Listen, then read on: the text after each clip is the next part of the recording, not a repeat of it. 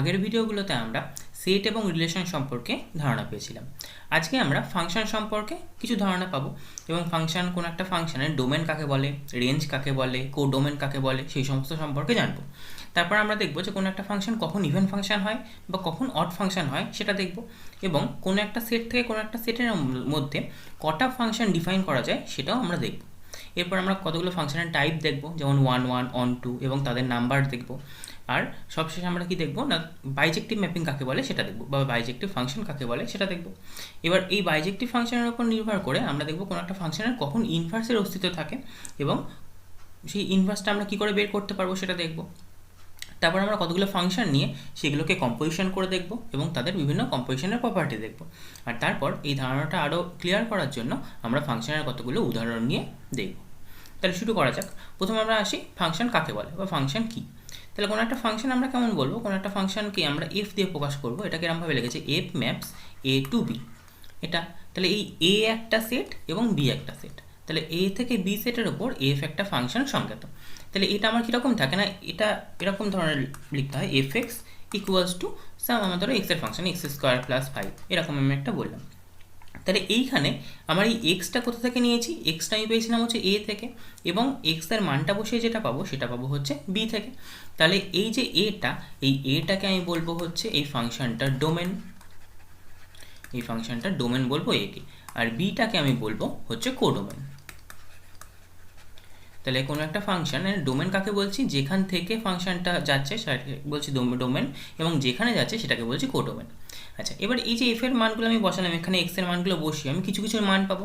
তাহলে এই যে মানগুলো পাবো সেই মানগুলো নিয়ে যে সেটটা তৈরি হবে সেটাকে আমি বলবো হচ্ছে রেঞ্জ। তাহলে রেঞ্জ কাকে বলবো, তাহলে মানগুলো যে নিয়ে যে সেটটা তৈরি হবে সেটাকে আমরা এফ এ দিয়ে ডিনোট করবো। এফ এ মানে আমি কি পাবো না, F X such that X belongs to A. তার মানে এই এক্স এর মানগুলো আমি বসিয়ে বসিয়ে এফ এক্স এর যে মানগুলো পেলাম সেই সমস্ত নিয়ে যে সেটটা তৈরি হচ্ছে সেটাকে আমি বলছি এফ এ।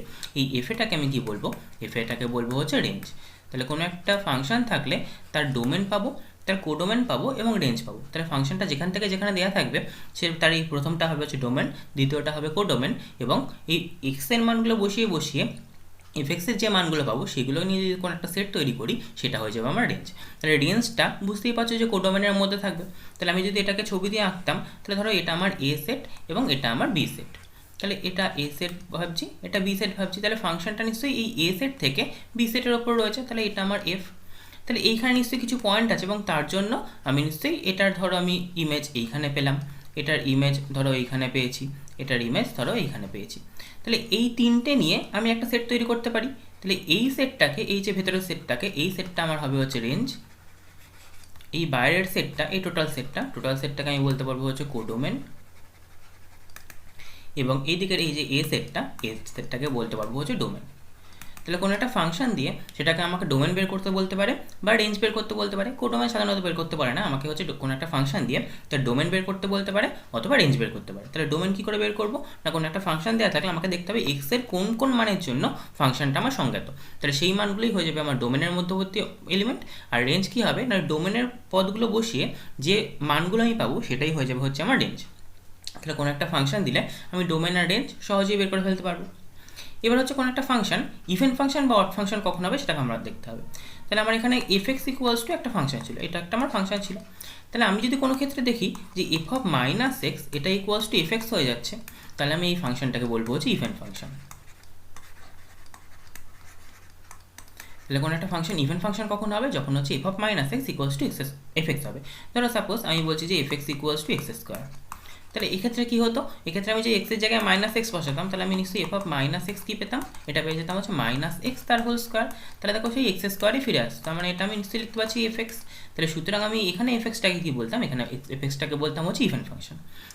আবার একইভাবে যদি কোনো ক্ষেত্রে এফ অফ মাইনাস এক্স এটা equals to minus F x চলে আসতো, অর্থাৎ মাইনাসটা বাইরে বেরিয়ে আসতো, তখন এই ফাংশনটাকে বলতাম odd function.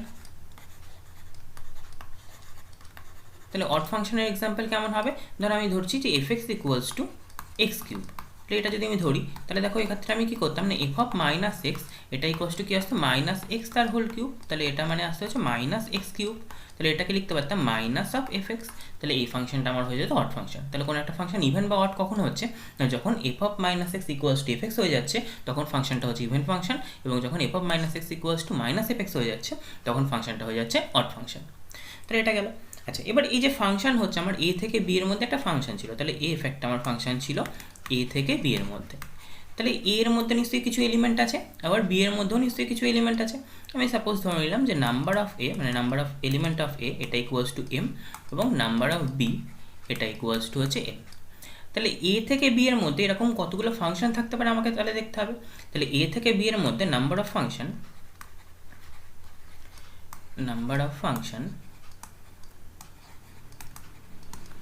from a to b, তাহলে এ থেকে বি এর মধ্যে এই ফাংশনের নাম্বার কি হয় না বি এর মধ্যে যতগুলো এলিমেন্ট থাকে টু দি পাওয়ার এ এর মধ্যে যতগুলো এলিমেন্ট থাকে, তাহলে এখানে হয়ে যাবে নিশ্চয়ই N to the power M.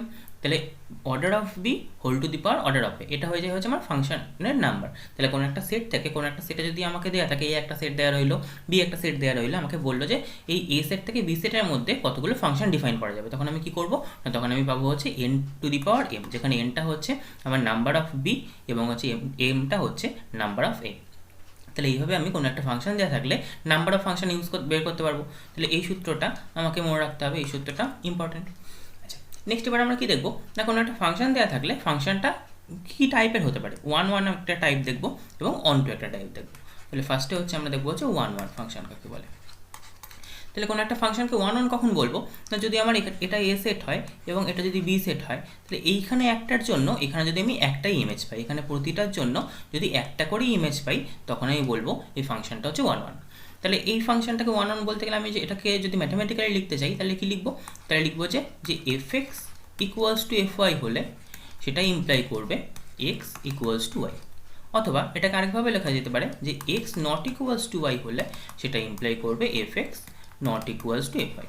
তাহলে এই দুটোভাবেই লেখা যেতে পারে, যেখানে এক্স ওয়াইগুলো কার এলিমেন্ট, যেখানে এক্স ওয়াইগুলো হচ্ছে আমার এ এর এলিমেন্ট। এটা আমি যদি এ ধরে নিতাম, এটা যদি বি ধরে নিতাম, এখানেও হচ্ছে তোমার এক্স ওয়াইগুলো এর এলিমেন্ট। তাহলে এই দুভাবে আমার ওয়ান দেখানো যায় যে F X equals to F Y হলে এক্স ইকোয়াস টু ওয়াই হবে, অথবা X not equals to Y হলে F X not equals to F Y হবে। তাহলে ওয়ান দেখানোর সময় আমরা কী করে দেখাবো, আমাদের সহজ পদ্ধতি হচ্ছে এইভাবে আমরা ওয়ান দেখাবো। কোনো কিছু যদি ওয়ান প্রমাণ করতে বলে তাহলে দেখো আমি কী করে দেখাবো না F X equals to F Y ধরে নিয়ে আমি সেখান থেকে এক্স ইকোয়াস টু ওয়াই প্রমাণ করবো, তাহলে ওয়ান দেখানো হয়ে যাবে।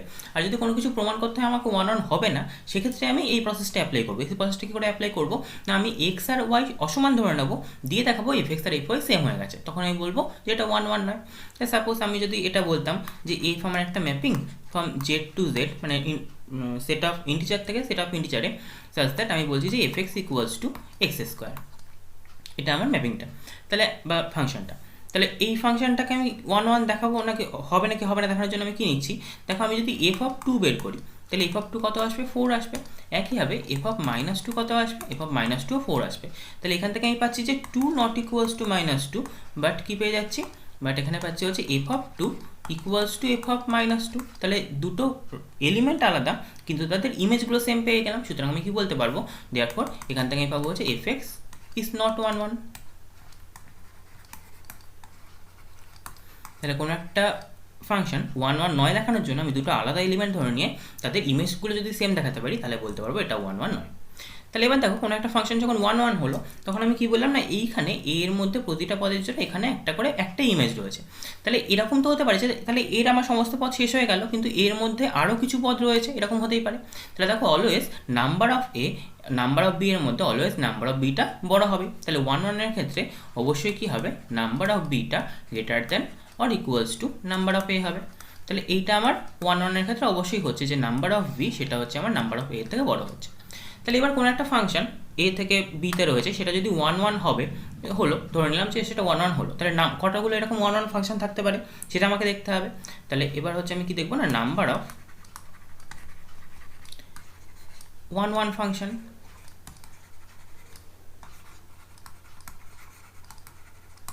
From A to B. তাহলে এ থেকে বি এর মধ্যে ওয়ান ফাংশন, তাহলে আমি এর ধরে নিচ্ছি হচ্ছে অর্ডার অফ এ বা নাম্বার অফ এ, এটা ইকুয়ালস টু হচ্ছে এম এবং হচ্ছে অর্ডার অফ বি এটা ইকুয়ালস টু এন। তাহলে আমি কি দেখলাম না, আমার সবসময় হচ্ছে বি এর মধ্যে এর থেকে বড় বা সমান থাকতে হবে। তাহলে যদি বি এর মধ্যে বড় থাকে, তার মানে যদি এনটা হচ্ছে আমার এম এর থেকে বড় হয়, তাহলে আমার নাম্বারটা হয়ে যাবে হচ্ছে, তাহলে দেন নাম্বারটা হবে N C M into factorial M. কখন না, if M greater than equal M less than equals to M. তার মানে বি এর মধ্যে বেশি নাম্বার রয়েছে। আর যদি বি এর মধ্যে কম সংখ্যা থাকতো, তাহলে কী হতো, তাহলে এরকম ওয়ান অন ম্যাপিং পসিবল হতো না। তাহলে এটা ইকুয়ালস টু কী হয়ে যেত না, এটা ইকুয়ালস টু হয়ে যেত 0 if M greater than N. তাহলে যদি এম এনের থেকে বড় হয়ে যেত, তাহলে সেক্ষেত্রে হচ্ছে আমার ওয়ান অন ম্যাপিং থাকতো না। আর যদি ওয়ান অন ম্যাপিং থাকতো হতো, তাহলে অবশ্যই এমটাকে এনের থেকে ছোটো অথবা সমান হতে হতো। সেক্ষেত্রে ওয়ান অন ম্যাপিংয়ের নাম্বার কটা হতো, N C M into factorial M. তাহলে এটা হয়ে যেত হচ্ছে আমার ওয়ান অন ম্যাপিংয়ের নাম্বার। তাহলে এই সূত্রটাও আমাকে মনে রাখতে হবে। তাহলে হচ্ছে কোনো একটা ম্যাপিংয়ের নাম্বার আমি পেলাম, আগে পেয়েছিলাম যে কোনো একটা ম্যাপিং কটা ম্যাপিং থাকতে পারে, কোনো একটা এ থেকে বি সেটের মধ্যে কটা ম্যাপিং থাকতে পারে বা ফাংশন থাকতে পারে, ফাংশনের ম্যাপিং সেম। আর এখানে আমি কী পেলাম না, কোনো একটা সেট এ থেকে বি এর মধ্যে কটা ওয়ান ওয়ান ফাংশন থাকতে পারে। তাহলে এই সূত্র দুটো মনে রাখবো। আচ্ছা, তাহলে ওয়ান ওয়ান গেল। এবার হচ্ছে আমরা কি দেখবো, এবার আমরা দেখবো হচ্ছে অন টু ফাংশন কাকে বলে। তাহলে অন টু ফাংশন এবার আমরা দেখবো।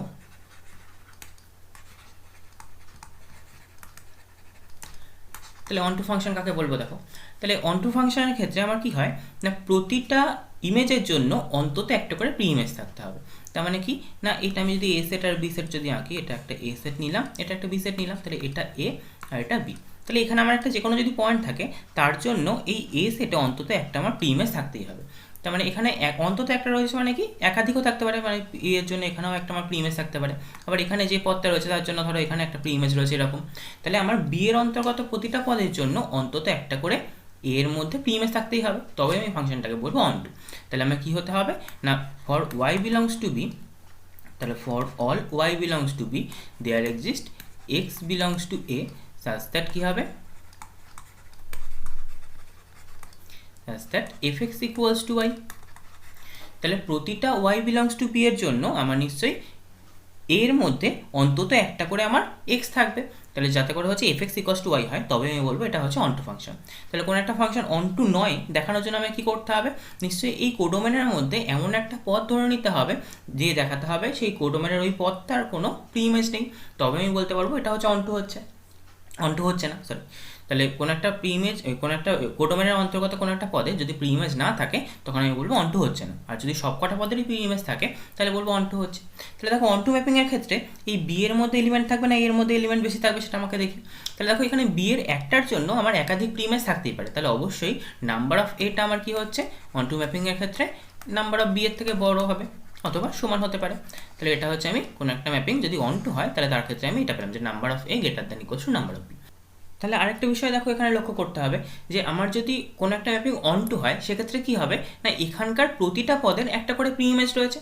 তার মানে নিশ্চয়ই আমার এখানে যেটা রেঞ্জ হচ্ছে আর যেটা কোডোমেন হচ্ছে সেই দুটো নিশ্চয়ই সেম হয়ে যাবে। তাহলে অন টু ফাংশনের ক্ষেত্রে আমার এটাও হবে যে এফ এ এটা ইকুয়ালস টু নিশ্চয়ই বি হয়ে যাবে। তাহলে কোনো একটা অন টু ফাংশন যদি হয়, তার ক্ষেত্রে কী হবে, F A equals to B হবে। তার মানে যে এখানকার প্রতিটা পদে যেহেতু প্রি ইমেজ রয়েছে, তার মানে এখানকার প্রতিটা পদই নিশ্চয়ই আর কোনো কিছু বাকি থাকবে না, সব কটারই প্রি ইমেজ রয়েছে। তার মানে এখানে প্রতিটা পদ হচ্ছে রেঞ্জেরও এলিমেন্ট হবে এবং কোডোমেনেরও এলিমেন্ট হবে। তাহলে এখানে আমার রেঞ্জ আর কোডোমেন সেম হয়ে যাবে নিশ্চয়ই অন টু ফাংশনের ক্ষেত্রে। এবার কি দেখবো আমরা, এবার হচ্ছে কোনো একটা অন টু ফাংশনের মধ্যে যদি অন টু ফাংশন হয়, তাহলে এরকম কতগুলো অন টু ফাংশন ডিফাইন করা যেতে পারে।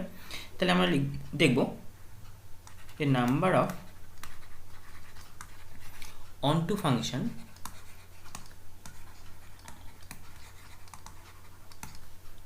From A to B. তাহলে এ থেকে বি এর মধ্যে কটা অন টু ফাংশন আছে আমাকে দেখতে হবে। তাহলে একইভাবে আমি যদি নাম্বার অফ এ এটা ইকুয়ালস টু এম ধরে নিই এবং নাম্বার অফ বি এটা ইকুয়ালস টু এন ধরে নিই, তাহলে নাম্বারটা হয়ে যাবে হচ্ছে আমার summation over R equals to 1 to n N C R into -1 to the power n minus r into r to the power m। তাহলে এইটা হবে হচ্ছে আমার নাম্বার, যেখানে কি হবে অবশ্যই দেখো এখানে যেহেতু আমার এমটা কি হচ্ছে, এখানে আমার নাম্বার অফ এটা নাম্বার অফ বি এর থেকে বড় হচ্ছে, তাহলে অবশ্যই আমার কি হবে, এমটা greater than equals to N হবে এবং এনটা অবশ্যই গ্রেটার দ্যান ইকুয়ালস টু 1 হবে। এইটা আমার শর্ত। তাহলে m greater than equals to n greater than equals to 1 হলে তবে হচ্ছে আমার number of onto function হয়ে যাবে summation over r equals to 1 to n ncr into -1 to the power n minus r into r to the power n। তাহলে এটা হয়ে গেল হচ্ছে আমার number of onto function. তাহলে এই সূত্রটাও আমাকে মনে রাখতে হবে। তাহলে আমরা তিনটে সূত্র দেখলাম, যে তিনটা সূত্র আমাদের মনে রাখতে হচ্ছে কি কি, একটা হচ্ছে number of onto function দেখলাম, একটা হচ্ছে নাম্বার অফ ওয়ান ফাংশন দেখলাম, এবং একটা হচ্ছে নাম্বার অফ এমনি ফাংশন দেখলাম, মানে কোনো একটা এ থেকে বি এর মধ্যে কতগুলো নাম্বার অফ ফাংশন থাকতে পারে। তাহলে এবার এই যে ওয়ান ম্যাপিং হলো আর অন টু ম্যাপিং হলো, কোনো একটা ম্যাপিং যদি ওয়ান আর অন টু একসঙ্গে হয় তখন আমি ম্যাপিংটাকে বলবো হচ্ছে বাইজেক্টিভ। তাহলে বাইজেক্টিভ ম্যাপিং কাকে বলবো?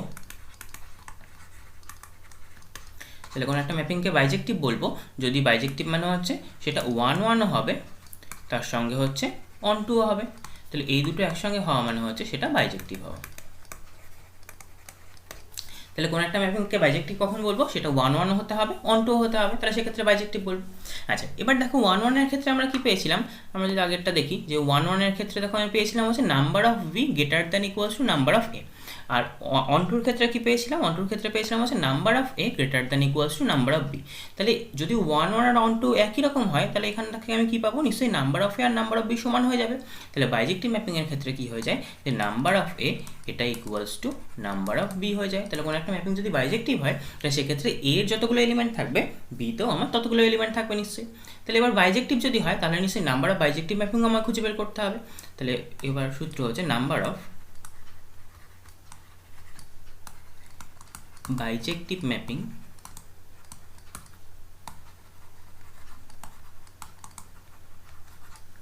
From A to B. তাহলে এ থেকে বিতে বাইজেক্টিভ ম্যাপিং করা থাকবে। এখানে দেখো আমার নাম্বার অফ এ আর নাম্বার অফ বি সমান, তাহলে এম আর এন নিশ্চয়ই সমান হয়ে গেছে। তাহলে এক্ষেত্রে আমি শুধুমাত্র হয় এম ইউজ করতে পারি বা এনও ইউজ করতে পারি। তাহলে এটাই ইকুয়ালস টু হয়ে যাবে হচ্ছে ফ্যাক্টোরিয়াল এন।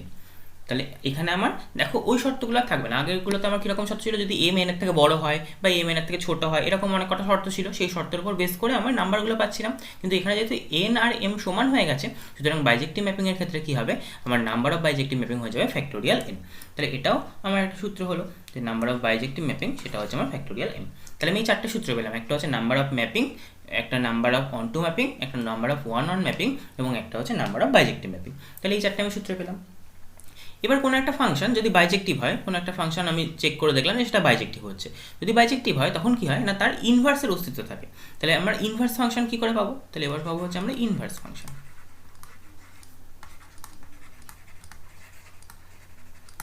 তাহলে কোনো একটা ফাংশন ইনভার্সের অস্তিত্ব থাকতে গেলে সেটাকে অবশ্যই বাইজেক্টিভ হতে হবে। তাহলে প্রথমে আমাকে চেক করে নিতে হবে ফাংশনটা বাইজেক্টিভ কিনা। যদি বাইজেক্টিভ হয় তবেই আমার ইনভার্সের অস্তিত্ব থাকতে পারে। তার মানে এরকম কোনো কোশ্চেন আসতেই পারে যে কোনো একটা ফাংশন দিয়ে দিল, দিয়ে বললো যে ফাইন্ড দ্য ইনভার্স অফ এটা, বলে আমার তিনটে অপশন দিল, 4 নম্বর অপশনটা দিল যে ডাজ নট এক্সিস্ট। তখন আমাকে কি চেক করতে হবে?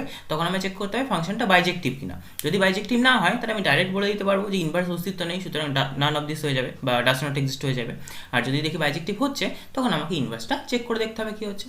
তাহলে ইনভার্স আমরা কী করে পাবো? যদি আমার এরকম ফাংশনটা হতে হচ্ছে এফ এক্স, এটা ইকুয়ালস যদি ওয়াই হতো, দেন ইনভার্স ফাংশন কি হয় না, এক্স ইকুয়ালস টু হয়ে যায় এফ ইনভার্স ওয়াই। তাহলে এইটা হচ্ছে আমার ইনভার্স ফাংশন। তার মানে আমি যদি ছবি এঁকে বলি, তাহলে ছবি এঁকে কী হবে না, এই এ থেকে বি এটাই আমার যদি এফ যেত, এফ যদি এটা হতো, তাহলে বি থেকে এতে আমার হচ্ছে এটা এফ ইনভার্সটা আসতো। তাহলে কী করে আসতো না, দেখো এইখানে আমার এটা যদি এক্স হতো তাহলে এক্সটাকে আমার এফটা ওয়াইয়ে নিয়ে যেত, আবার ওয়াইটাকে এফ ইনভার্সটা কোথায় নিয়ে আসতো? নিশ্চয়ই এক্সে নিয়ে চলে আসতো। তাহলে এইটাকে আমি বলছি হচ্ছে ইনভার্স ফাংশন। তারপর কোনো একটা ফাংশনের ইনভার্স ফাংশন কী করে বের করবো না, আমাকে এখান থেকে F x equals to Y লিখতে হবে, তো সেখান থেকে আমি এক্সের মানটা বের করে নেবো। তাহলে এক্সের মানটা যেটা আসবে ওয়াই দিয়ে কিছু একটা আসবে, তাহলে F inverse Y equals to সেটা হবে, তাহলে সেটাই হয়ে যাবে আমার ইনভার্স ফাংশন। তাহলে কোনো একটা ফাংশন দেওয়া থাকলে সেটাকে আমাকে প্রথমে চেক করতে হবে সেটা বাইজেক্টিভ কিনা। যদি বাইজেক্টিভ হয় তাহলে হচ্ছে আমার ইনভার্স ফাংশনের অস্তিত্ব থাকবে, দিয়ে আমি ইনভার্স ফাংশনটা সেখান থেকে বের করে ফেলতে পারবো। এবার আমরা দেখব যে দুটো ফাংশন যদি দেওয়া থাকে তাহলে তাদের কম্পোজিশন কী করে হয়। তাহলে আমরা দেখবো হচ্ছে কম্পোজিশন অফ ফাংশন,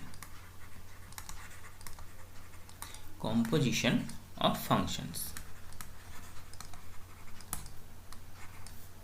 তাহলে দুটো ফাংশন ধরো দেওয়া আছে, সাপোজ আমার এফ একটা ম্যাপিং দেওয়া আছে হচ্ছে এ থেকে বিতে, এবং জি একটা ম্যাপিং দেওয়া আছে যে বি থেকে সিতে। তাহলে আমি যদি ছবি আঁকি যে এখানে ধরো আমার এটা এ ছিল, এটা যে ধরো বি ছিল, এটা ধরো আমার সি ছিল। তাহলে এ থেকে বিতে আমার যাচ্ছিল এফ এবং বি থেকে সিতে যাচ্ছিল জি। তাহলে এটা হচ্ছে আমার এফ, এটা হচ্ছে আমার জি, এটা হচ্ছে এ, এটা বি, এটা সি। তাহলে আমাকে যদি এ থেকে ডাইরেক্ট আমার সিতে পৌঁছাতে হয় তাহলে আমাকে কি ম্যাপিং দেখতে হবে দেখি। তাহলে এ থেকে বিতে আমার যাচ্ছিল এফ এবং এখানে যাচ্ছিল হচ্ছে জি। তাহলে আমাকে যদি এ থেকে ডাইরেক্ট আমার সিতে পৌঁছাতে হয় তাহলে তখন আমি কী করবো না, এখানে ধরো আমার এক্স ছিল, এক্সটাকে এফ নিয়ে যাচ্ছিলো ওয়াইতে, ওয়াইটাকে জি নিয়ে যাচ্ছিলো হচ্ছে জেডে। তাহলে আমি এখানে নিশ্চয়ই লিখতে পারতাম যে ওয়াই ইকুয়ালস টু আমি এফ এক্স লিখতে পারতাম। এবার একইভাবে জেড ইকুয়ালস টু নিশ্চয়ই জি ওয়াই লিখতে পারতাম। তাহলে জি ওয়াইয়ের জায়গায় এই ওয়াইয়ের জায়গায় আমি এফ এক্স বসিয়ে দিতে পারতাম। তাহলে জি ব্র্যাকেটে এফ এক্স, তাহলে এইটাকে আমরা বলবো হচ্ছে জি কম্পোজ এফ ব্র্যাকেটে এক্স, এটা কম্পোজিশন সাইন। তাহলে এখানে দেখো আমি জি কম্পোজ এফ কোথায় যাচ্ছে না, জি কম্পোজ এফ আমার এক্সকে যেটা নিয়ে যাচ্ছে। সুতরাং এই ম্যাপিংটা কী হবে, এই ম্যাপিংটা হয়ে যাবে জি কম্পোজ এফ। তাহলে এই ম্যাপিংটা জি কম্পোজ এফ পাবো কোথায় না, এক্স থেকে আমার জেডে গেল। তাহলে দুটো ফাংশন কম্পোজিশন কখন পসিবল হবে, যদি আমার এক্স থেকে ওয়াই সরি এ থেকে বিতে একটা ফাংশন এফ হয় এবং জি থেকে একটা জেডে একটা ফাংশন সরি বি থেকে একটা সি এ ফাংশন জি হয়। তাহলে সেক্ষেত্রে আমার কম্পোজিশনটা জি কম্পোজে পসিবল হবে যদি আমার এইটার একটা সাবসেট হয়, মানে এখানে যেটা থাকবে, এখানে যেটা হচ্ছে তোমার কোডোমেন থাকবে সেটা যেন জি এর ডোমেনের একটা সাবসেট হয়, তবেই হচ্ছে আমার কম্পোজিশনটা পসিবল হবে। যদি না হয় তাহলে পসিবল হবে না। তাহলে এক্ষেত্রে কী হবে না, এক্ষেত্রে দেখো আমার এই দুটো যেহেতু সমান তাহলে পসিবল হচ্ছে, কিন্তু আমি যদি এফ কম্পোজ জি তৈরি করতে যেতাম তাহলে এফ কম্পোজ জি এর ক্ষেত্রে দেখো এই সি আর এর মধ্যে যেহেতু কোনো রিলেশন নেই, সুতরাং আমি এখান থেকে এফ কম্পোজ জি পেতাম না। তাহলে জি কম্পোজ এফ পেতে গেলে অবশ্যই আমাকে এই কন্ডিশনটা মাথায় রাখতে হবে। তাহলে এবার একটা ফাংশন ধরো আমাকে এফ দিয়ে দিল এবং জি দিয়ে দিল, আমাকে জি কম্পোজ এফ বের করতে বলে, তাহলে কী করবো না, ডাইরেক্ট আমি প্রথমে ওয়াই ইকুয়ালস টু এফ এক্সে বসাবো, দিয়ে Z equals to G Y, সেখানে ওয়াইয়ের জায়গায় আমি এফ এক্স বসিয়ে দেবো, দিয়ে G compose F equals to কী আসছে সেটা আমি বের করে ফেলতে পারবো নিশ্চয়ই। তাহলে এটা গেল দুটো ফাংশনের কম্পোজিশন। এবার এই যে কম্পোজিশনটা করলাম, কম্পোজিশনে তো আমি ইনভার্স নিতে পারতাম। তাহলে কম্পোজিশনের ইনভার্স যদি নিতাম তাহলে কী হতো, জি কম্পোজ এফ এটার ইনভার্স এটা ইকুয়ালস টু হয়ে যায় যে এফ ইনভার্স কম্পোজ জি ইনভার্স। তাহলে এটা আমার একটা সূত্র যে জি কম্পোজ এফ তার পুরোটার ইনভার্স সেটা ইকুয়ালস টু হয়ে যায় হচ্ছে এফ ইনভার্স কম্পোজ জি ইনভার্স, তার মানে উল্টে যায়, এটা উল্টে গেল। তাহলে এটা আমার গেল একটা সূত্র। আচ্ছা, কম্পোজিশনের আরও কতগুলো প্রপার্টি আছে, কী কী প্রপার্টি না, দেখো কোনো একটা কম্পোজিশন আমি এফ আর জি এই ফাংশনগুলো কী কী হতে পারতো, ওয়ান ওয়ান হতে পারতো বা অন টু হতে পারতো, এই সমস্তগুলো হতে পারতো। তাহলে যদি আমি ধরলাম যে এফ এ থেকে বিতে এবং জি হচ্ছে বি থেকে সিতে, তাহলে আমার এইখানে এফ কম্পোজ জি কম্পোজ এফ বের করা যাচ্ছে। তাহলে সাপোজ যদি এরকম হয় যে এফ ওয়ান ওয়ান এবং হচ্ছে জি ওয়ান ওয়ান, তাহলে সেটা অবশ্যই ইমপ্লাই করবে যে জি কম্পোজ এফ এটাও আমার ওয়ান ওয়ান হবে। তাহলে যদি দুটো ফাংশনই ওয়ান ওয়ান হয় তাহলে আমার কম্পোজিশনটা ওয়ান ওয়ান হবে। উল্টোটা যদি জি কম্পোজ এফ এটা ওয়ান ওয়ান হয়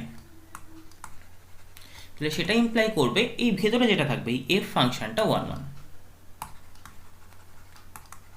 এখান থেকে আমি জিটা ওয়ান ওয়ান হবে কি হবে না সেটা কিছু বলতে পারবো না, হতেও পারে না হতে পারে। তাহলে কোনো একটা ফাংশন এফ আর জি উভয় যদি ওয়ান ওয়ান হয় তাহলে তাদের কম্পোজিশনটা ওয়ান ওয়ান হবে, কিন্তু যদি কম্পোজিশন ফাংশনটা ওয়ান ওয়ান হয় তাহলে অবশ্যই ভেতরের ফাংশনটা ওয়ান ওয়ান হবে, বাইরের ফাংশনটা ওয়ান ওয়ান হবে কি হবে না সেটা আমরা বলতে পারবো না। একইভাবে অন্টুর ক্ষেত্রে দেখো, অন্টুর ক্ষেত্রে কী হচ্ছে না, এফটা আমি ধরে নিচ্ছি হচ্ছে অন টু, একইভাবে জিটা আমি ধরে নিচ্ছি অন টু। তাহলে এটা ইমপ্লাই করবে যে জি কম্পোজ এফ এটাও আমার অন টু হবে। আর যদি উল্টোটা হয় যে জি কম্পোজ এফ এটা আমার দেওয়া আছে অন টু, তাহলে সেক্ষেত্রে কী হবে, সেক্ষেত্রে হচ্ছে আমার বাইরের যে ফাংশনটা থাকবে জি ফাংশনটা অন টু হবে, জি ফাংশনটা অন টু। তাহলে এক্ষেত্রে এফ ফাংশনটা অন টু হবে কি হবে না সেটা আমরা কিছু বলতে পারবো না। তাহলে কোনো একটা ফাংশন দুটোই যদি ওয়ান ওয়ান হয় তাহলে কম্পোজিশনটা ওয়ান ওয়ান হবে, দুটোই অন টু হলে কম্পোজিশনটা অন টু হবে, এবং যদি কম্পোজিশনটা ওয়ান ওয়ান হয় সেক্ষেত্রে ভেতরের ফাংশনটা ওয়ান ওয়ান হবে এবং কম্পোজিশনটা অন টু হলে বাইরের ফাংশনটা অন টু হবে। তাহলে এই দুটো সূত্র দিয়েও কিছু অঙ্ক আসে যে কম্পোজিশনটা আমাকে ওয়ান ওয়ান বলে দিল, তাহলে কোনটা ওয়ান ওয়ান হচ্ছে বা কোনটা অন টু হচ্ছে সেগুলো আমাকে বলতে পারে। আচ্ছা, একইভাবে যদি বাইজেক্টিভ হতো তাহলে দেখো এই দুটোর থেকে আমি কি বলতে পারবো, যদি ওয়ান ওয়ান আর অন টু দুটোই একসঙ্গে হয় তাহলে বাইজেক্টিভ হবে। তাহলে নিশ্চয়ই এফ আর জি উভয় যদি বাইজেক্টিভ হতো তাহলে কম্পোজিশনটাও নিশ্চয়ই বাইজেক্টিভ হতো। তাহলে আমি এখান থেকে লিখতে পারবো যে এফও যদি বাইজেক্টিভ হয় এবং জিও যদি বাইজেক্টিভ হয় তাহলে এটা ইমপ্লাই করবে যে জি কম্পোজ এফ এটাও আমার বাইজেক্টিভ হবে। আর উল্টোটা কী হবে, যদি জি কম্পোজ এফ এটা বাইজেক্টিভ হয়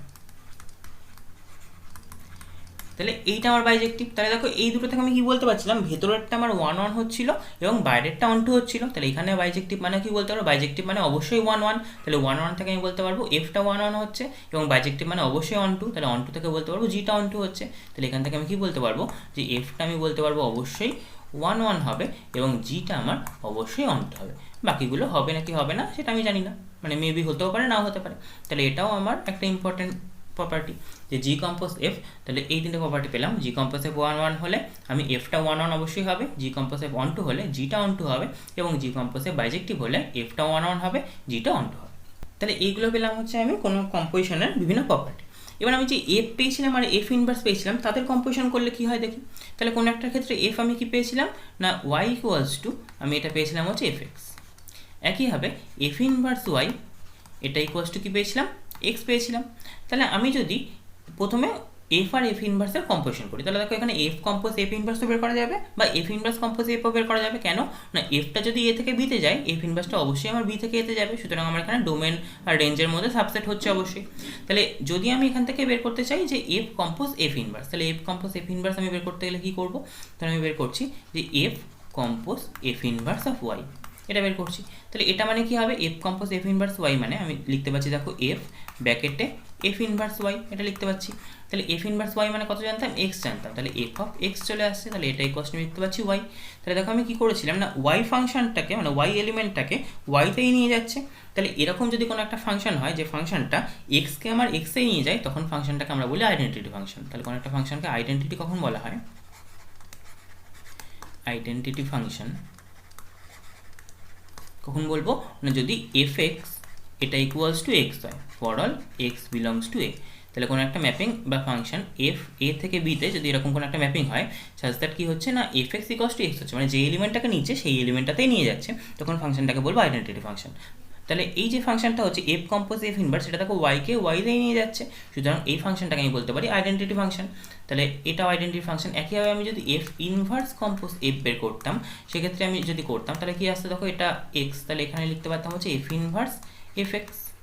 তাহলে এটাকে লিখতে পারতাম এফ ইনভার্স ওয়াই, সেটা ইকুয়ালস টু দেখো এক্স লিখতে পারতাম। তাহলে এখানে কি হচ্ছে না এটাও এফ ইনভার্স এফকে এখানে নিয়ে আসছে, তাহলে এই এফ ইনভার্স এফটাও আমার নিশ্চয় আইডেন্টিটি ফাংশন। এবার কোনটা কী হবে, তাহলে এফ কম্পোজ এফ ইনভার্স এটাও আইডেন্টিটি ফাংশন এবং এফ ইনভার্স কম্পোজ এফ এটাও হচ্ছে আমার আইডেন্টিটি ফাংশন। তাহলে এবার আমাকে দেখতে হবে যে কোনো একটা আইডেন্টিটি ফাংশনকে আমরা কী করে প্রকাশ করি। তাহলে কোনো একটা ফাংশন এফ যদি এ থেকে এতে হতো, আইডেন্টিটি ফাংশন মানে কি দেখো হচ্ছে আমার এখানে যে পদগুলো থাকছে এখানেও সেই পদগুলো থাকছে, তাহলে এ থেকে এতে হতো। তাহলে এই ফাংশনটাকে যদি আইডেন্টিটি ফাংশন হতো যে এরকম F x equals to x হতো, তখন আমরা এই এফটাকে আই এ দিয়ে প্রকাশ করতাম, মানে I A x equals to x লিখতাম। তাহলে কোনো একটা এর ওপর আইডেন্টিটি ফাংশনটাকে আমরা আই এ দিয়ে প্রকাশ করবো। একইভাবে যদি বি এর ওপর হয় আইডেন্টিটি ফাংশন তাহলে সেটাকে আই বি দিয়ে প্রকাশ করবো। তাহলে এইখানে আমার কি পেয়েছিলাম না, এখানে আমি এক্সগুলো পেয়েছিলাম হচ্ছে এর এলিমেন্ট এবং ওয়াইগুলো পেয়েছিলাম হচ্ছে বি এর এলিমেন্ট। তাহলে এই যে এফ কম্পোজ এফ ইনভার্স এটা কি হচ্ছে সমস্ত বি এর এলিমেন্টগুলোকে সেই বি এর এলিমেন্টেই নিয়ে যাচ্ছে। তাহলে এটাকে আমি নিশ্চয়ই লিখতে পারবো আই অফ বি, আর এটাকে দেখো এক্সগুলোকে এক্সে নিয়ে যাচ্ছে, তার মানে এর এলিমেন্টগুলোকে এতে নিয়ে যাচ্ছে, তাহলে এটাকে আমি নিশ্চয়ই লিখতে পারবো আই অফ এ। তাহলে F compose F inverse equals to হয় আই বি এবং হচ্ছে F inverse compose F equals two হয় আই এ। তাহলে এই শর্তটাও আমার ইম্পর্টেন্ট, অনেক অঙ্কের ক্ষেত্রে কাজে লাগতে পারে যে কোনো একটা ফাংশন যদি এফ দেওয়া থাকে এবং তার ইনভার্স ফাংশন যদি এফ ইনভার্স হয় তাহলে এফ কম্পোজ এফ ইনভার্স এটা হবে হচ্ছে আই অফ বি, বি মানে হচ্ছে কোডোমেন যেটা, আর এফ ইনভার্স কম্পোজ এফ এটা হয়ে যাবে হচ্ছে আই অফ এ, এখানে হচ্ছে আমার ডোমেনটা। তাহলে এই কটা আমার কনসেপ্ট গেল, এখানে কনসেপ্ট কিছু পেলাম এবং হচ্ছে আমি কিছু শর্ট ট্রিক পেলাম। শর্ট ট্রিক কী পেলাম না, এই একটা পেলাম, তারপর এখানে জি কম্পোজের বাইজেক্টিভ হলে এগুলো পেলাম, তারপর এখানে হচ্ছে number of bijective mapping, number of one one mapping, number of onto mapping এবং নাম্বার অফ ফাংশন, এ কটা পেলাম। তাহলে এইগুলো ইউজ করে এবার হচ্ছে আমাকে কিছু অঙ্ক করতে হবে। তাহলে দেখা যাক আমার অঙ্ক কী আছে। তাহলে ফার্স্টের অঙ্কটা দেখো বলেছে যে the domain of sign inverse log base 3 x/3 is. তাহলে এই ফাংশনটার আমার ডোমেন বের করতে হবে। ডোমেন বের করতে হবে মানে কি, আমরা কি জানি সাইন ইনভার্সের মধ্যে যে পার্টটুকু থাকে সেটা অলওয়েজ হচ্ছে -1 থেকে 1 এর মধ্যে থাকে। তাহলে এখানে নিশ্চয়ই লগের ওই পার্টটুকু -1 থেকে 1 এর মধ্যে থাকবে। তাহলে অবশ্যই আমি এখান থেকে লিখতে পারবো যে -1 less than equals to log x/3 base 3 এটা লেস দ্যান ইকুয়ালস টু 1 হবে। আচ্ছা, এবার আমরা কি করতে পারি না, যদি লগ এক্স বেস এ এটা ইকুয়ালস টু বি হয়, তাহলে এখান থেকে আমরা পাই X equals to A to the power B. তাহলে এখান থেকে আমি উভয় পক্ষে নিশ্চয়ই এখানে 3 টু দি পাওয়ার 1 আর একটা 3 টু দি পাওয়ার -1 হতো, লগ যদি তুলে দিতাম, তাহলে এখানে আমার কী হতো না 3 to the power -1 less than equals to x by 3 less than equals to 3 to the power 1। তাহলে এটা মানে আমি পেতাম নিশ্চয়ই 3 টু দি পাওয়ার -1 মানে 1/3 less than equals to x by 3 less than equals to 3। এবার 3 দিয়ে যদি গুণ করে দিতাম তাহলে সেক্ষেত্রে পেতাম 1 less than equals to x less than equals two 9। তাহলে এখানে আমার এক্স কোথায় রয়েছে, 1 থেকে 9 এর মধ্যে রয়েছে, তাহলে সুতরাং এটাই হয়ে গেল আমার ডোমেন। তাহলে দেখো 1 থেকে 9 এর মধ্যে কোনটা আছে, অপশন 1 আছে, তাহলে এটা হয়ে গেল হচ্ছে আমার ডোমেন। তাহলে কোনো একটা ফাংশন, এই ফাংশনটা আমি ডোমেন কি পেলাম না 1 থেকে 9 এর মধ্যে, এটা আমি ডোমেন পেলাম। এবার নেক্সট অঙ্কটা দেখা যাক। নেক্সট অঙ্কটা দেখো বলেছে if F maps R to R satisfies F X plus Y equals to F X plus F Y for all X Y belongs to R and F one equals to 7 then summation over এটা জানতে চেয়েছে। তাহলে এখানে আমার কি হচ্ছে, এখানে আমার ফাংশনটা দেখো কীরকম দেওয়া আছে, এখানে আমার ফাংশনটার প্রপার্টিটা এরকম রয়েছে যে এফ এক্স প্লাস ওয়াই এটা equals to F X plus F Y. তাহলে এরকম যদি কোনো একটা ফাংশন থাকে তখন আমরা এই ফাংশনগুলোকে লিনিয়ার ফাংশন বলি, যে F of X plus Y equals to F X plus F Y.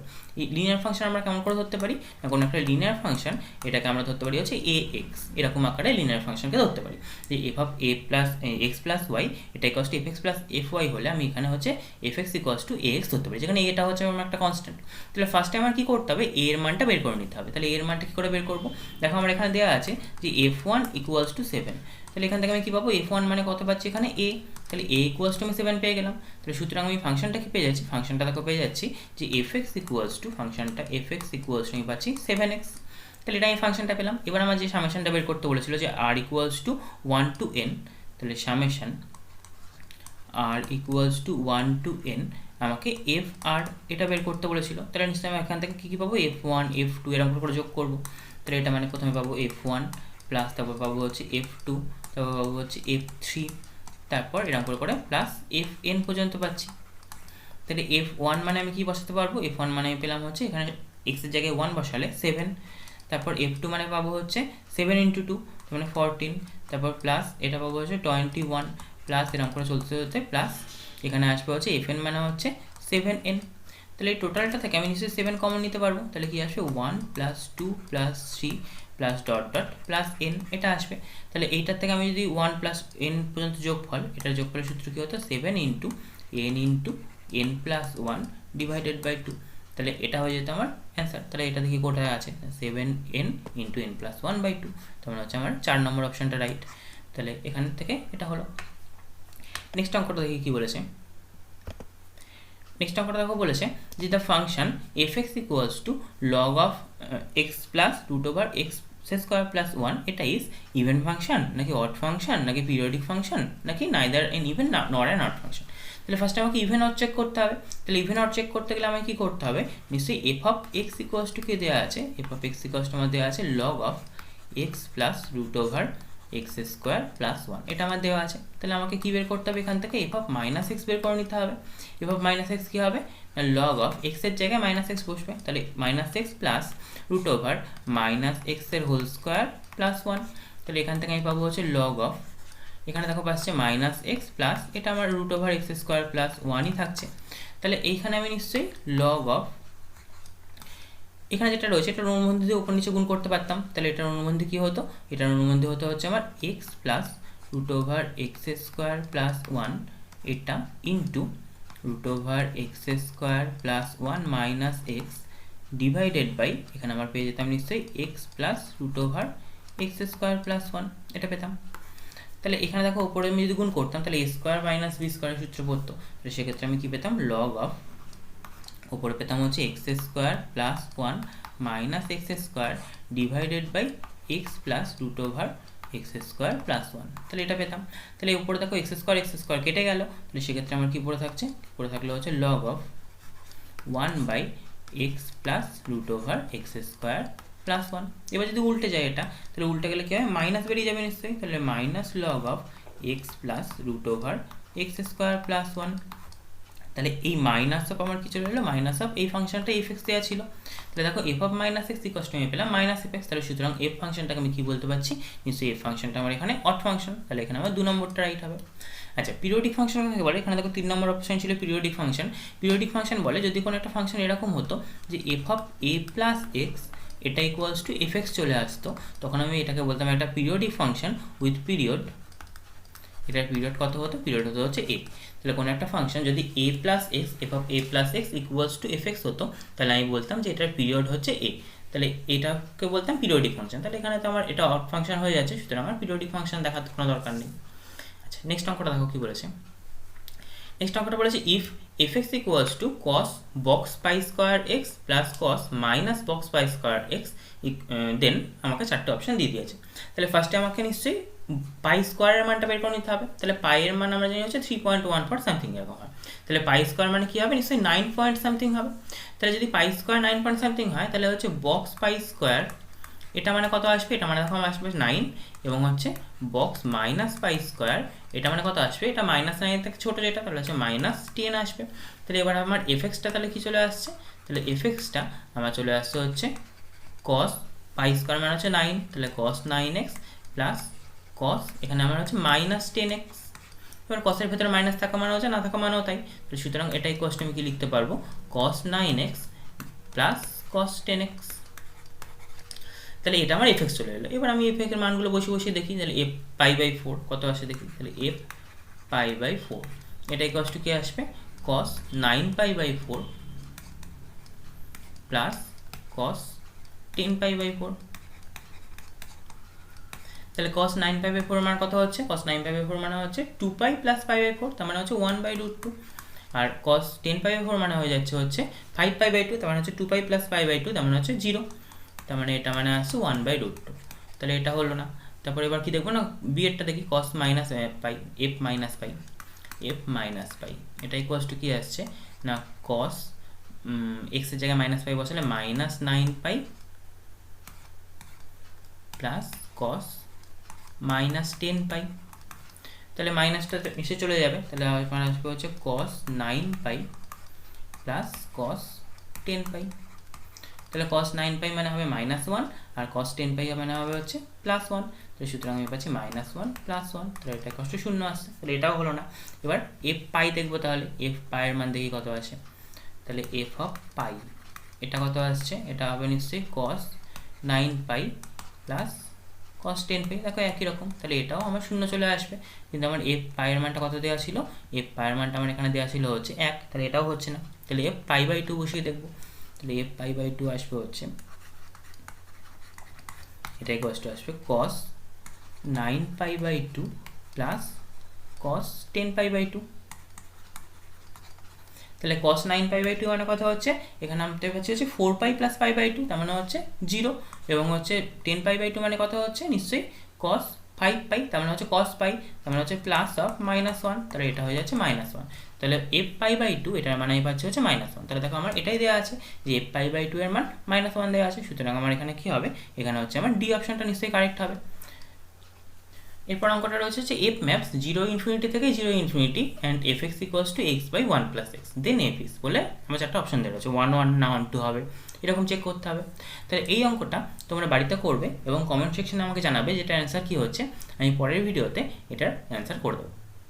আগের দিন একটা অঙ্ক দিয়েছিলাম এবং সেটা বলেছিলাম যে করে কমেন্ট সেকশনে জানাতে, কয়েকজন জানিয়েছো। তাহলে সেই অঙ্কটা এবার করে দিই।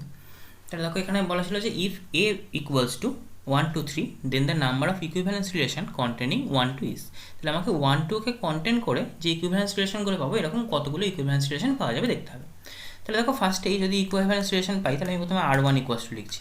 তাহলে ইকুইভ্যালেন্স রিলেশন পেতে গেলে আমার কী হতে হবে? অবশ্যই আমার 1 1 2 2 আর 3 3 থাকতেই হবে, কারণ নাহলে তো রিফ্লেক্সিভ হবে না।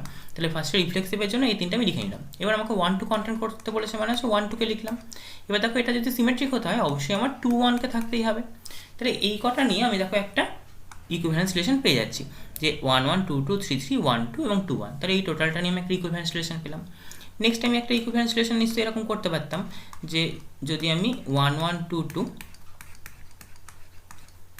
3 3 আর হচ্ছে 1 2 এই চারটা আমার থাকবেই অবশ্যই, এবং আমাকে নিশ্চয়ই 2 1টাও রাখতে হবে যেহেতু সিমেট্রিক করতে হবে সেই জন্য।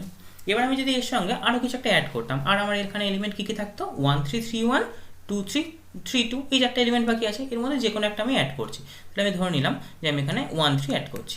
তো যদি 1 3 অ্যাড করতাম, দেখো এখানে 2 1 আছে 1 3 আছে, তাহলে নিশ্চয়ই ট্রানজিটিভ হতে গেলে 2 3 থাকতে হতো। আবার একইভাবে এই 1 3 রয়েছে, মানে এটাকে সিমেট্রিক হতে গেলে আমার নিশ্চয়ই 3 1টা থাকতে হতো, এবং হচ্ছে এই 2 3টাকে সিমেট্রিক হতে গেলে অবশ্যই 3 2টা থাকতে হতো। তাহলে দেখো আমার সবকটা এলিমেন্টে চলে এলো নিশ্চয়ই। তাহলে এই একটা রিলেশন হচ্ছে এবং এই একটা রিলেশন হলো, তাহলে এই দুখানের রিলেশন নিশ্চয়ই পাচ্ছি, যে দুটো ইকুইভ্যালেন্স হবে, বাকি কোনো রিলেশন পাওয়া যাবে না।